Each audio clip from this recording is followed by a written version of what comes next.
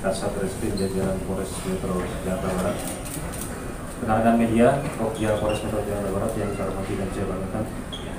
Pada siang hari ini kami dari Polres Metro Jakarta Barat akan menyampaikan perkembangan tindak lanjut penanganan pengungkapan kasus penyalahgunaan narkoba yang beberapa waktu lalu sudah kami sampaikan terkait dengan beberapa pendalaman maupun kegiatan-kegiatan penyelidikan untuk mengungkap pihak-pihak yang terkait dalam tayangan video yang viral dan menjadi bahan pertanyaan masyarakat.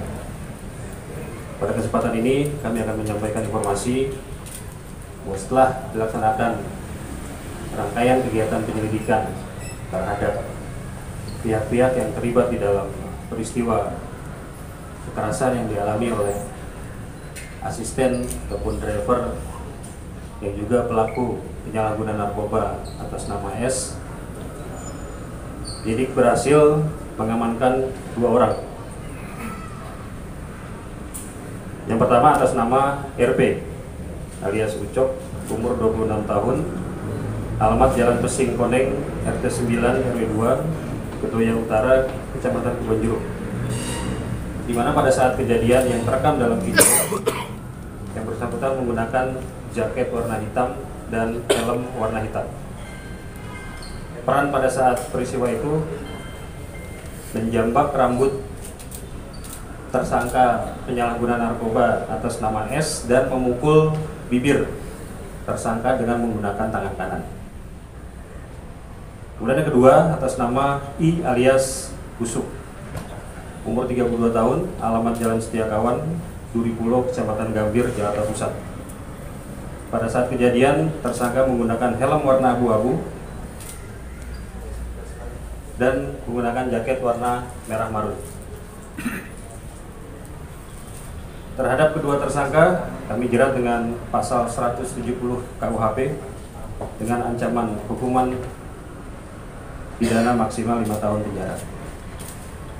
Dengan telah diamankannya 2 orang warga masyarakat yang terlibat di dalam peristiwa pemukulan dan juga mencaci maki dengan menggunakan kata-kata kasar, apa yang saya sampaikan di rilis yang pertama bahwa memang yang melakukan tindakan pemukulan dan juga intimidasi adalah bukan anggota Polri.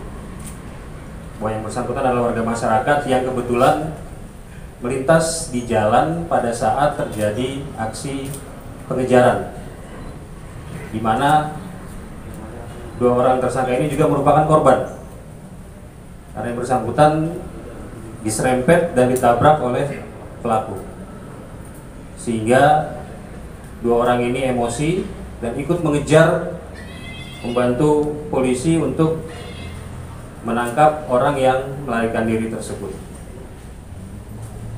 Kemudian ada juga yang menanyakan terkait dengan orang yang menggunakan jaket warna hitam bertuliskan polisi.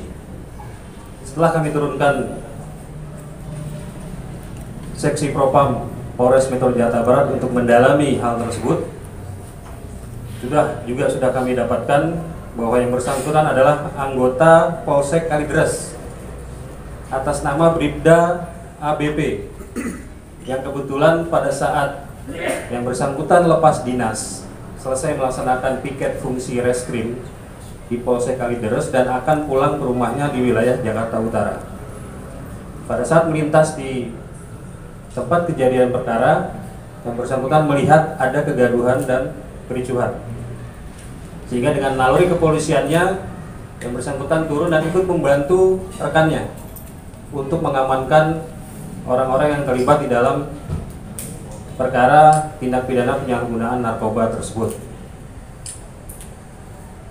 Kemudian terhadap anggota yang melaksanakan penangkapan maupun pengungkapan kasus tindak pidana narkoba, yaitu atas nama Aibtuha Aibtu ZM dan Aibtu AW. Sebagaimana yang sudah pernah saya sampaikan bahwa Propam Polres Metro Jakarta Barat akan melakukan pemeriksaan dan pendalaman terkait dengan adanya dugaan pelanggaran terhadap ketiga anggota tersebut. Hasil pemeriksaan bahwa memang terbukti ketiga anggota tersebut melakukan pelanggaran prosedur. Yang pertama, membiarkan warga masyarakat melakukan tindak kekerasan terhadap pelaku penyalahgunaan narkoba. Dan yang kedua,